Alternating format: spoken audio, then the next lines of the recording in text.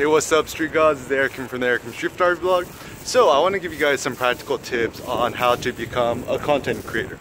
So it's so funny, this term content creator. I kind of love it, but I also kind of hate it because it refers to art as content, and I think life and art and stuff is more than just content. Content to me just seems like some sort of like sludgy pink toothpaste that comes out of a can, and it's unfortunately the term that everyone uses to refer to stuff you make nowadays. So content could be words, it could be ideas, it could be videos, it could be pictures, whatever.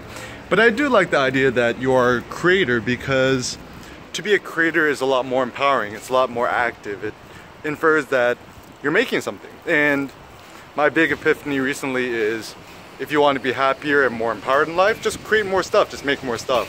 And so I think the concept of being a content creator is a fantastic one, because as a photographer, you're a content creator. You make content which are photographs. If you want to start your own YouTube channel, you like doing videos, then you're also a content creator, because videos are also content to be consumed. And also, if you're a writer, a poet, something else, you're also creating content. So unfortunately, even text is considered content. And I mean, a lot of people think that consumerism is a bad thing. I mean, of course, in small doses, consumerism is a good thing, because you have to consume food in order to survive. But if you eat too much food, that's obviously not good for you. And I'm actually kind of the school of thought that I support what I like to call producerism, is producing stuff, so making stuff. So, you know, if you think about you being a Hollywood producer, you're the one who actually gets the film made. So you get the funding, you get the people to collaborate and so forth, and you make shit happen. And so the same thing is, consider yourself as, yeah, like also a producer. You produce photographs, you produce ideas, you produce awesomeness, and you create it and you share it with the rest of the world. And for the purposes of this video, I'm going to talk more about content creation, not content sharing, because a lot of people make the mistake, they think social media and content creation is really tied. They kind of are, but they kind of aren't, because like, this is my thing against Instagram, is Instagram is great for sharing your photographs and sharing your content, but it's not so great. It doesn't really, I don't think, actually motivate people to create stuff. Whereas I think maybe YouTube is a better platform, because especially if you're doing stuff like videos, it's probably the best way to share videos. So some practical ideas on to become a content creator and how to become a content creator. Okay, so first and foremost, before you even think about how to share your content, think about just making stuff. So the first principle I want to share is the 80% principle. So the 80% principle is, you know, just do something 80% good enough and then share it or hit publish. And the reason why I think this is such a good one is that a lot of us fall victim to paralysis by analysis, which means we overanalyze something, we try to get something so perfect that we just end up doing nothing. And to me, which brings me to the second point, if you do something that can inspire at least one other human being on planet Earth, it's worth doing, and it's almost like your duty to do it.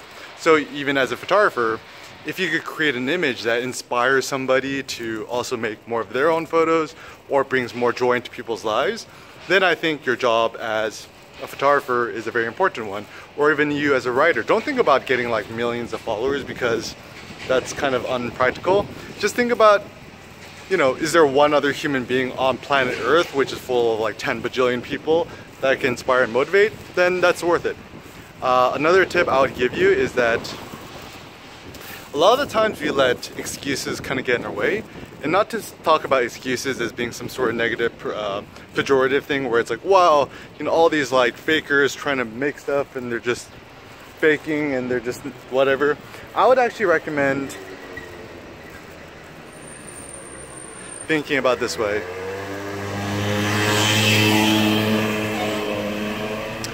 Let your negative circumstances be used in a positive way. So for example, let's say you actually don't have the world's best digital camera. Let's say you don't have the world's best video camera. How can you use this opportunity in a positive?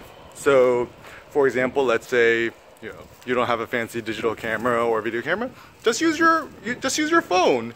And even as photographers, when I started digital photography and the sensors weren't so good, this actually was a creative constraint which forced me to shoot black and white, because black and white photography digitally looks better than color. So I just converted all my photos to black and white. And actually that helped me be more creative, because it helped me think about more of my compositions, to create more minimalist images and so forth.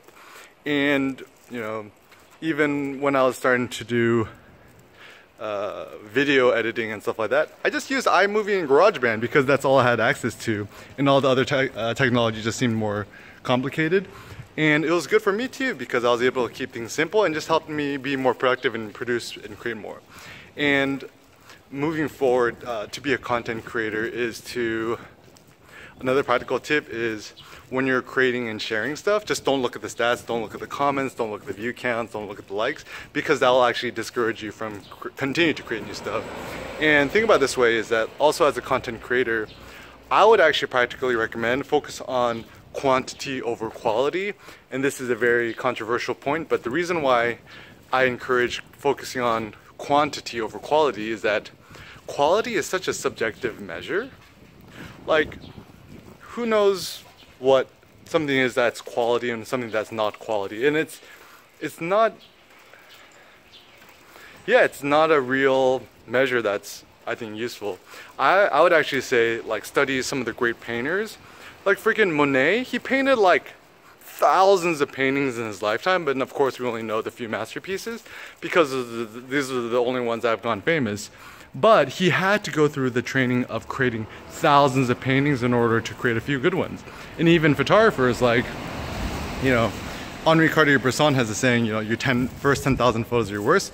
And this is shooting film. So I would actually probably say your first 1,000,000 photos are your worst. And even if you want to do YouTube, you want to make your own videos, your first 500 videos are probably going to be the worst. And even me, like, I started YouTube in like 2010, 2011, and it's 2018 now. So I've been on YouTube for almost 7 years.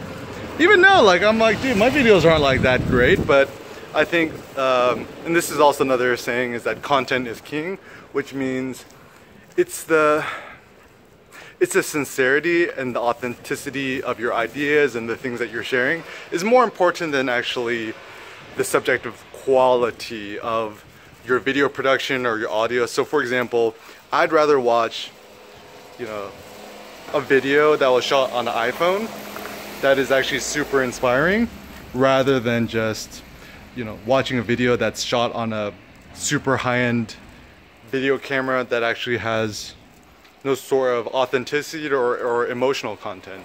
So once again, realizing that as long as you're sincere and really passionate about what you're doing, that's actually the most important thing. So just talking about more practical things, like, you know, I've created my videos, I created my content, my photos, my films, whatever. Where can I share it and where can I put it?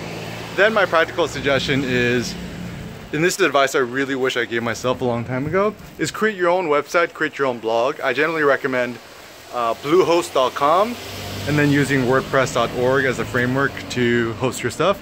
Also, I'm still a pretty big fan of YouTube, because someone told me last night YouTube is the world's second biggest search engine, and if anyone's searching for anything, they'll search it on YouTube. And also the benefit of having your own website or your blog, especially through WordPress, is that you have more customization, you have more flexibility, and also it gets indexed by Google, which, for better or worse, has taken over the world. And I actually do believe more in Google, because even though they're just, you know, mining our personal data and selling us more ads, but still they do favor an open internet, which is philosophically something I believe in. Whereas Facebook and Instagram, not that big of a fan, because the systems are a lot more closed, which means you have to be using Instagram to really truly access Instagram images. Same thing with Facebook. I mean, you can still see it in a browser, but for the most part, you're in a closed ecosystem, and it's more important, I think, to use more open platforms. And yeah, and when you're starting off, obviously you want a following, you want an audience. Just start sharing it, and then start using you know, tags which are pertinent to your topic. And something even more simple, just share it via email with friends and family, and ask for feedback. Say, hey, what do you like about this? What do you not like about this? And this will feel more meaningful. And even if you could share your poem, your film, your videos with even like 5 people or 3 people and they could give you meaningful feedback, I feel like that's good enough, because once again, it's not about like getting 1 million followers, it's about touching a few individuals and souls. So these are some practical ideas on content creation. For more ideas and inspiration, check out my new course, Ultimate Beginner's Guide to Photography Entrepreneurship. I'll put a link below. But once again, realize that if you're interested in starting your own YouTube channel, interested in starting your own Instagram or blog, or making a living from your passion, you already are an entrepreneur, and there's so much awesomeness and dopeness you can share with the world. So be the change you wish to see in the world. More info in the link below. And yeah, just don't play yourself, don't doubt yourself. You got this. Peace out.